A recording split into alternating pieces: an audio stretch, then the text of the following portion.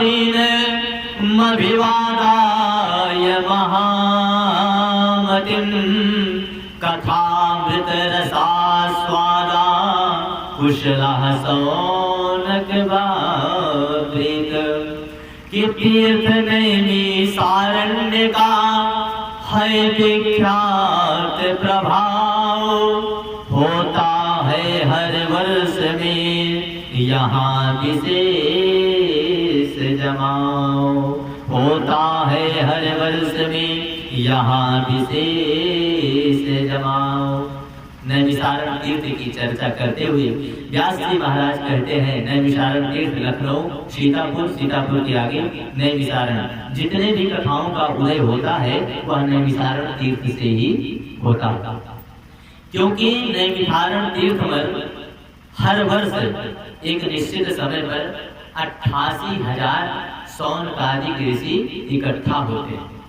हर वर्ष 88,000 शौनकादिक ऋषि इकट्ठा होते हैं और उन्हीं 88,000 शौनकादिक ऋषियों में से कोई एक व्यास पीठ पर बैठ जाते हैं, बाकी सभी कथा को श्रवण करते हैं। ऐसा वहाँ निरंतर चलता रहता है, कभी एक दिन कोई, कभी एक दिन कोई, ऐसे कहकर बदल के व्यास बदलते हुए कथा को श्रवण करते रहते हैं। कथामृत रसास्वाद, भगवान के कथामृत रूप को श्रवण करने में ये सभी बड़े ही कुशल, बहुत ही कुशल हैं। भगवान की कथा को श्रवण करने में ये लोग बहुत ही कुशल हैं। एक बार ये समस्त ऋषिगण तीर्थ नैमिषारण्य में इकट्ठा हुए, 88,000 शौनकादिक ऋषि भगवान कथामृत का रसापान करने के लिए इकट्ठा हुए थे। नैमिषारण्य क्षेत्र पर अपने आसन पर विराजमान उसी समय वहां पर सूत जी महाराज का आगमन हुआ। सूत जी महाराज को देखकर ऋषियों ने उनको दंडवत प्रणाम किया और अपने से कुछ आसन अर्थात व्यास आसन पर विराजमान किया और सूत जी महाराज को नमस्कार करके आज शौनकादि ऋषियों ने प्रश्न किया है। श्रीमद् भागवत में श्रोता शब्द सर्वप्रथम श्री शौनक जी को आता है। शौनक जी क्योंकि प्रश्न कर रहे हैं, तो जब सूत जी महाराज कथा को श्रवण कराएंगे तो श्रोता सर्वप्रथम शौनक जी होते हैं। और अन्य पुराणों में जैसे श्रीमद् भागवत गीता, इसमें श्रोता शब्द अर्जुन को आया है, क्योंकि भगवान श्री कृष्ण ने श्रीमद् भागवत गीता का श्रवण अर्जुन को कराया है। उस समय अर्जुन कहते हैं, विस्तारेणात्मनो योगम विभूतं च जनार्दनः भूयः कृत्यतिप्तारिः शृणुतो नास्ति निमित्तम्। जिस समय श्री कृष्णचंद्र ने श्री अर्जुन जी को श्रीमद् भागवत गीता का उपदेश दिया था, उस समय अर्जुन जी ने कहा कि प्रभु आपकी वाणी इतनी परम पवित्र है, यह ज्ञान इतना परम पवित्र है कि मुझे इसे बार बार श्रवण करने की इच्छा हो रही है। मेरा मन ही ऐसा नहीं कर रहा कि मैं इस कथा को न सुनूं। मुझे तो ऐसा लग रहा है, ऐसा मन कर रहा है कि मैं युद्ध को बंद करके आपके मुख से इसे गीता का श्रवण करता रहा। ठीक आज वैसे शौनकादि ऋषि बैठे हैं और कहे जैसे रामचरितमानस में प्रसंग आता है पक्षीराज गरुड़ जी का। पक्षीराज गरुड़ जी को भी श्रोता शब्द आता है, क्योंकि इनको कथा श्रवण कराई थी काकभूषण जी महाराज। जब भगवान श्री राम जी को एवं लक्ष्मण जी को नागभास में बांध दिया, रावण ने जब प्रभु को नागपाश में बांधा और हनुमान जी पक्षीराज गरुड़ को लेकर आए, उन्होंने अपने चोटों से नागों को दूर किया और श्री राम लक्ष्मण को मुक्त किया, तो उनको अहंकार हो आया। परमात्मा के प्रति उन्होंने अहंकार किया कि बताइए ये कैसे परमात्मा है जो एक सर्प से अपनी मुक्ति नहीं कर सकते, वो कैसा परमात्मा हो सकता है। इस विषय पर उन्हें बहुत ही अहंकार हुआ। तब परमात्मा भगवान शंभु के कहने से पक्षीराज काकभूषण के पास गए और उस समय उनके केवल आश्रम को देखकर, जब काकभूषण जी के आश्रम पर पक्षीराज गरुड़ जी गए तो केवल आश्रम को ही देखकर उनके मन में जितने प्रकार के संदेह थे, प्रश्न थे, वो सभी उठ गए। कि सादरता सुनावो मोहि बार बार विनयो प्रभु तो ही देखि परम पावन तव आश्रम गयो मोह संशय नाना भ्रम। देख ही परम पावन का आश्रम, केवल आपके परम पावन आश्रम को देखकर ही मेरा सारा मोह भाग गया। अर्थात जहाँ परमात्मा की कथा होती है वहाँ पर जाने मात्र से ही हमारे मोह दूर हो जाते हैं, हमारे भ्रम दूर हो जाते हैं। आज वैसी ही कथा यहाँ पर सूत जी महाराज अभी श्रवण कराएंगे शौनकादि ऋषियों को। शौनकादि ऋषियों ने हाथ जोड़कर नैमिषारण्य में उच्च आसन पर विराजमान श्री सूत जी महाराज से प्रश्न किया।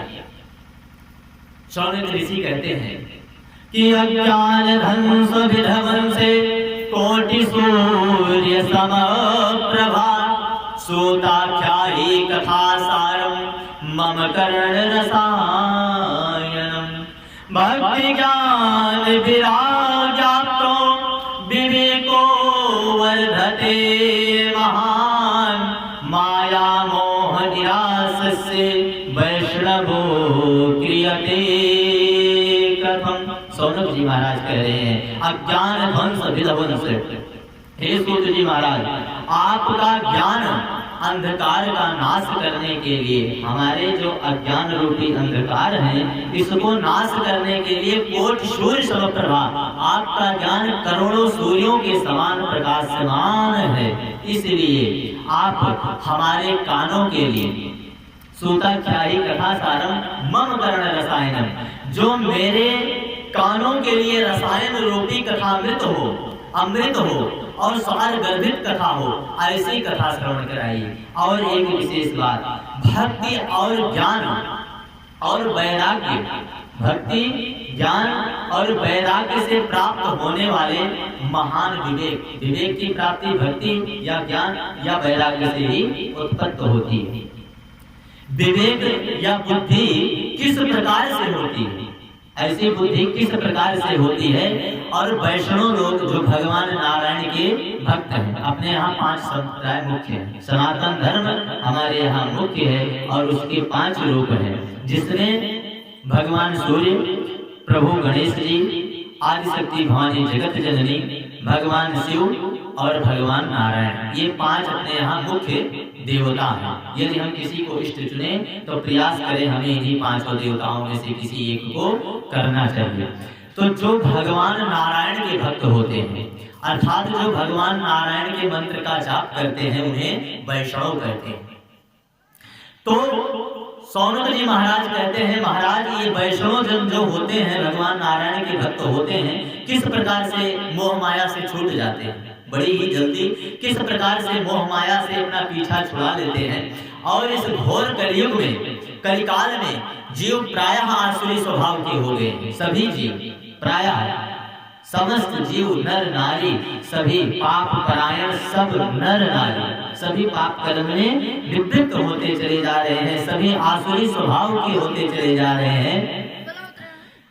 तो इनके विभिन्न प्रकार के कलेशों का नाश करने के लिए, इन जीवों को शुद्ध करने के लिए कोई आप बहुत सार गर्भित कथा हम सभी को कहिए। और वह कथा ऐसी भी होनी चाहिए जिससे भक्ति की प्राप्ति हो और हमें फिर दूसरी कथा श्रवण करने की इच्छा ही ना हो। ऐसी कथा आपको बताना है कि हमें फिर किसी कथा को श्रवण करने का मन ही ना करे।